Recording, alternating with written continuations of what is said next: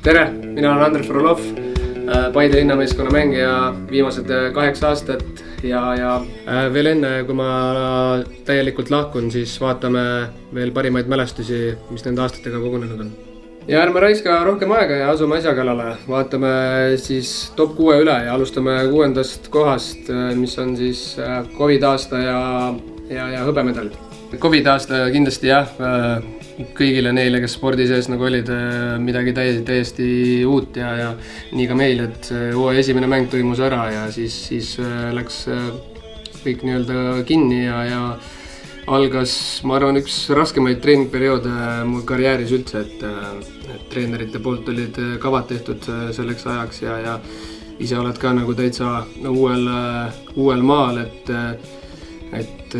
kuidas ja mismoodi nii-öelda siis ilma jalgpallita ennast hoida nagu ideaalses vormis ja tagasi tulles nagu kõik super oleks ja tõesti need Zoomis tehtavad need jõusaali trennid ja kõik see muu sinna otsa, et tõesti see jääb eluks ajaks meelde ja et üksi tehes teha iga päev 2 trenni päevas, mille vahepeal siis lapsega kodus õppida terve see vahepealne aeg, et lõpuks see kulutas ikka päris ära ja hooaja lõpus oli ikkagi toss päris väljas juba, aga tasuks selle eest võitlesime välja kõige kõrgema koha Paide ajaloos, et hõbemedalid ja kokkuvõtteks meie jaoks ikkagi super aasta. Liigume edasi ja vaatame kohta number 5 aastal 2021 kõige meelde jäävamad mängud Levadia vastu, Kalju vastu ja Flora vastu. Alustame võib-olla siis Paide üldse kõige meeldejäävamast mängust minul isiklikult minu 33. sünnipäev ja mäng Levadia vastu. See vanus, et pärast seda enam hätta ei jää. Saab Paide palli kätte, Ojamaa üritab kiirelt ääre peale panna, nüüd saab Anier jooksma. Pajenko hindas natukene olukorda valesti ja Podoljusin peab minema sinna katma. Palumets, Frolov tulevad kiirelt kaasa ja Anier ja olemas!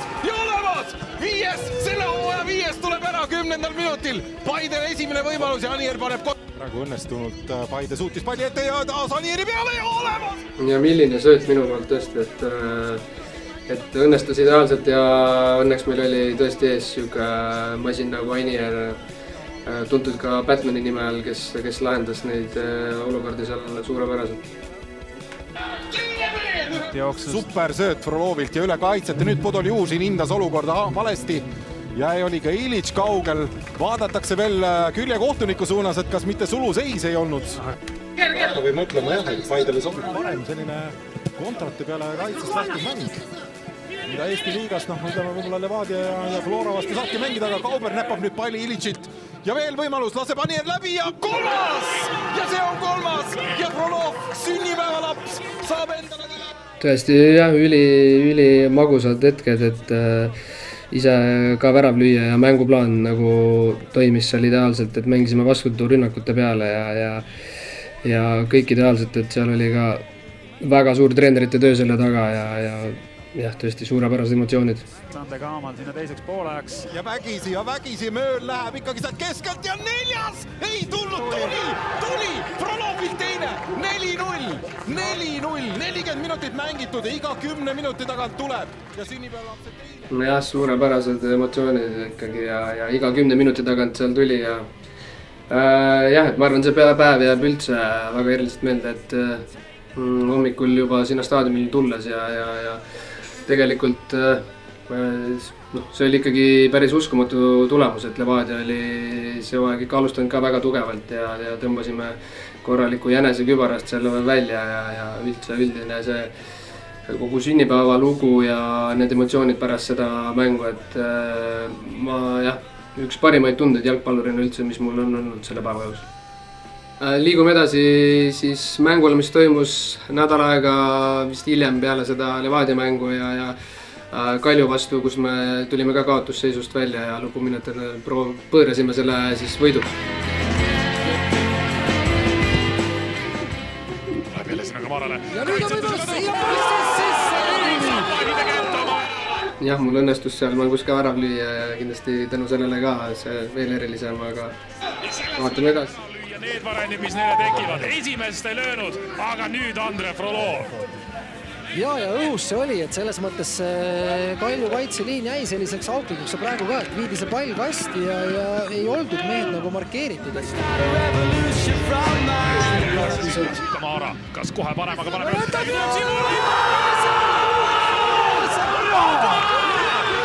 Ja kui see Liibolsik pöördas! Jah, ebareaalne võiduvärav. 90+9 siin nende minutitega Mošnikov lõi ja milline suurepärane kombinatsioon ja millised emotsioonid, et ühe nädala jooksul ikkagi siis oli päris korralikult mullu. Liigume edasi siis Flora vastu mänguga siin A. Le Coq Arenal, mis lõppes siis 3-3 ja olime 86. minutini 0-3 kaotusseisus ja ei olnud meie poolt kõige parem mäng. Ja selline tagasitulek, et tõesti super emotsioonid jälle. Ja no jah, natukene nagu vihjeid, aga õnneks otsustajad on teised. Samas Paide ikkagi punnib korralikult lõpuni ja penalt ka ja 3-1 pealt oleme siin näinud viimase nädala jooksul tagasi tulemisi, nüüd on 3-0, löövad ühe ära. Oma vahele lasid selle palli niimoodi vaatame. Ja kindla peale, et Igonen läheb vaimamise peale. Jah, 3-1, et siin seda usku veel ei olnud nii palju sees, et punnisime küll edasi kohe, aga siin veel, ütleme, 10 minutit enne selle saaga lõppu, siis ei arvanud, et see nii põõraseks kujuneb. On vaja pall kasti saada kuidagi, sest kõik ootavad käega püsti. Frolov jala pealt läheb pall ära, Frolov suudab palli hoida. Saliste pall vasaku peal ja Pehmet kasti ette posti ja teine! Minuti hiljem juba siis oli tunne, et siit võib midagi tulla, et 3-2 Anierilt ja panime edasi. See oli 3-0. See oli 3-0, aga no ei usu, aga no mine hullu tea. See moment Salistet ja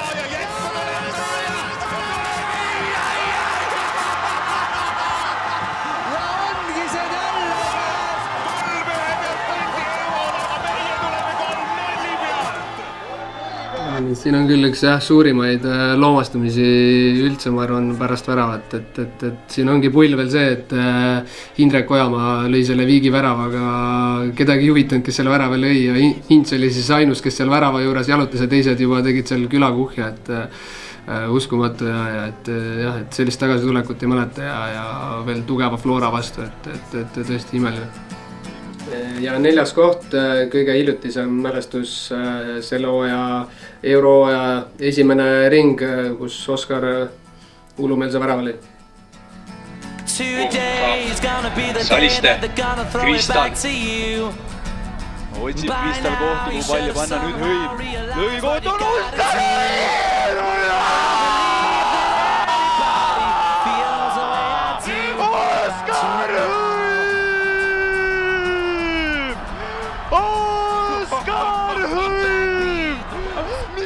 Uskumatu et pean veel seal ütlema, et mul oli ideaal vaatenurk, et Ivan oli mind just kutsunud, et tahtis mind sisse vahetada siin veel lõpuks, et ma ei tea, kas penaltid lööma või midagi, et olime juba mõtetega penaltiseerias ja ootasin oma vahetust sealt täpselt diagonaalis minu vaatest, siis Oskar selle palli sinna sai ja taha ristnurka kinni lõi ja kui oluline see on kogu klubi jaoks ja oli niisugune keeruline vastane, nii võitluslik mäng ja oli vaja ükskõik kuidas, oli lihtsalt vaja jõuda järgmisesse ringi ja seda me suutsime ja tõesti super, tubli Oskar. Mida meie silmad näevad Pärnu rannastaadionil? 3. koht ja karikavõit pluss siis sellele järgnev eurosuvi. Kuussev aktsioonis ja lõpuks pall jääb Paidele mööl ja sööt läheb teele. Siim Luts, pall vasaku peale, Luts tab lüüa! Siim Luts lööb 109. minutil Paide 1-0 ette ja nüüd oli ka Marko Meerits võimetu. Ja näete seda. Jah, esimene karikas ja kui magusad mõlemad, siis mängisime euro koha peale seal finaalis. Ja ülihea meel muidugi, et selle võiduvärava lõi Paide oma poiss ja legend Siim Luts ja see hooaeg oli tõesti, kus me liigas väga hästi hoogu üles ei saanud, aga olime sihuke karikameeskond tol aastal ja kõik asjad seal siis õnnestusid, et finaali eel oli ka veel ju poolfinaalis Flora vastu, mille me penaltiseerias võitsime, et jah, et uskumatud play-off ringid sellel aastal.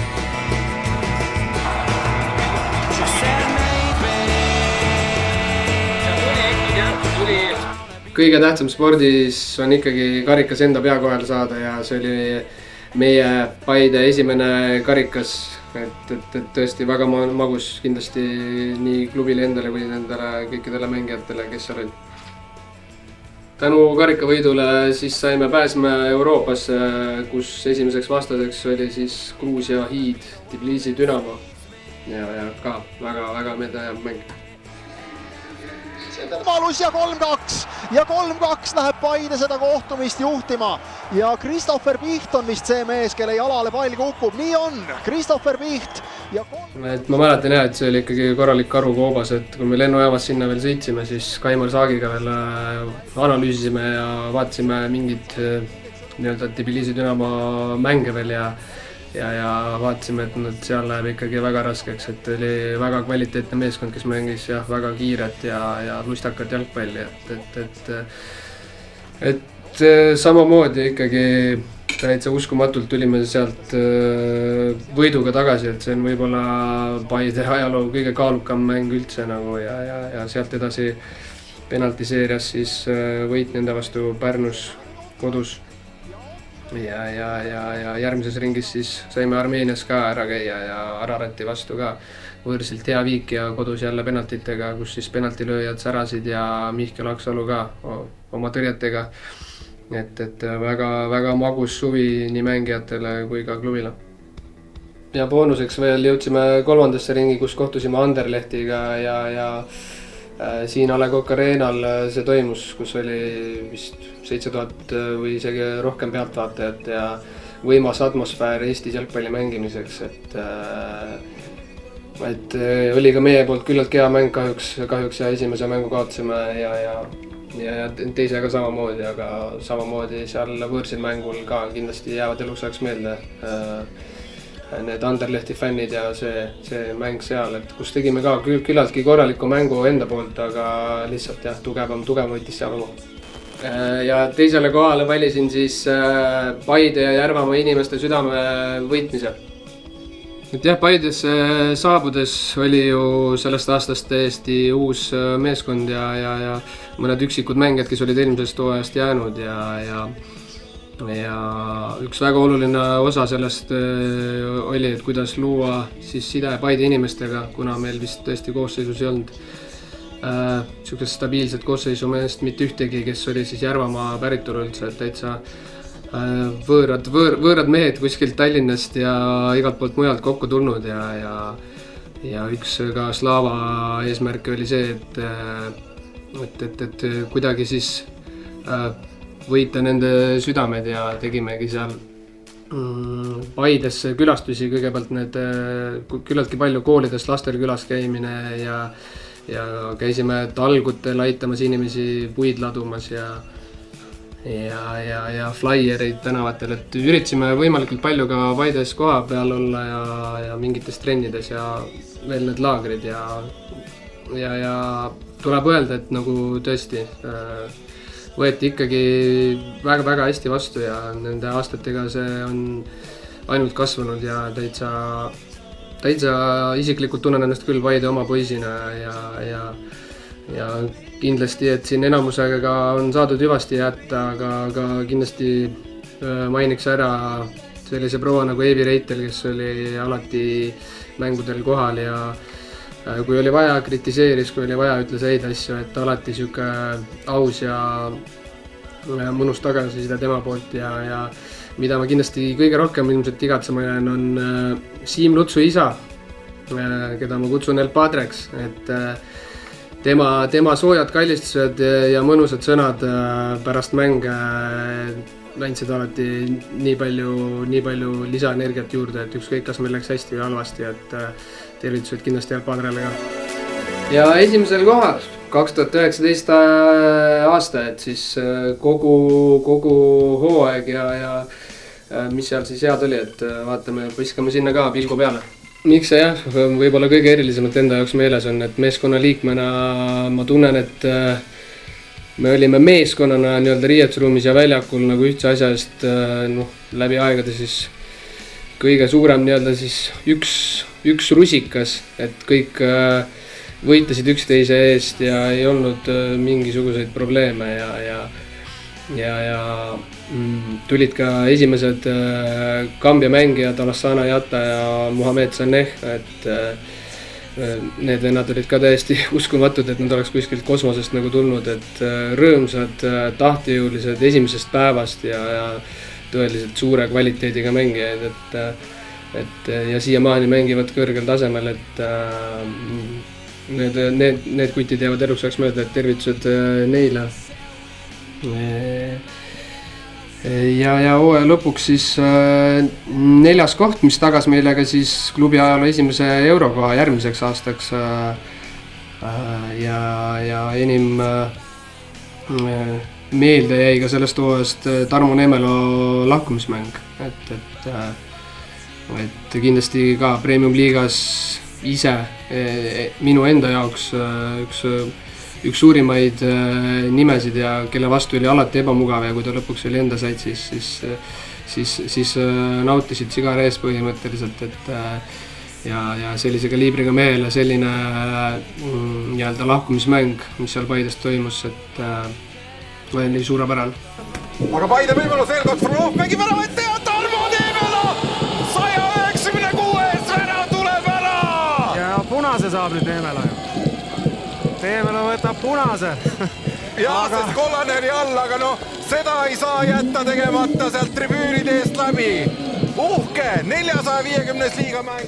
Et super jah, et enda jaoks oli ka, et seal mängus isegi ma arvan tulemusest oli olulisem, et Tarmo saaks seal mängus värava kätte ja tõesti rahvast oli ka viimasele mängule väga palju tunda, et mängisime ka tugeva Levadia vastu ja võitsime selle mängu veel 3-1 ja Karuse 3-1 värav ja sinna fännidesse minek, et see on nagu selline, et niimoodi lõpetatakse karjääre, et kõik ideaalselt ja ma mäletan, et mul oli siis selle üle nii hea meel ja on siiamaani, ma arvan, et ülivinge ja lõpetuseks siis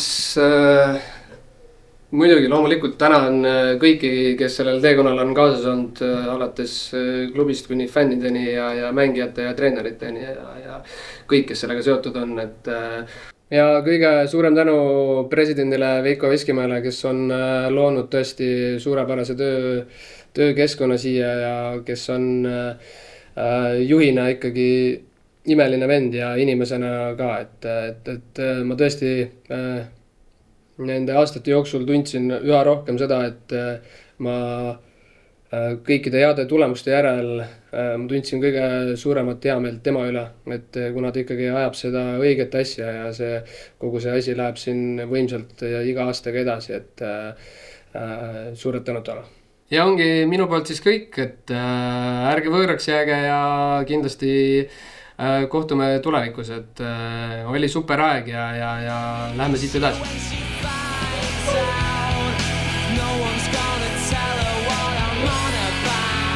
Tagasi!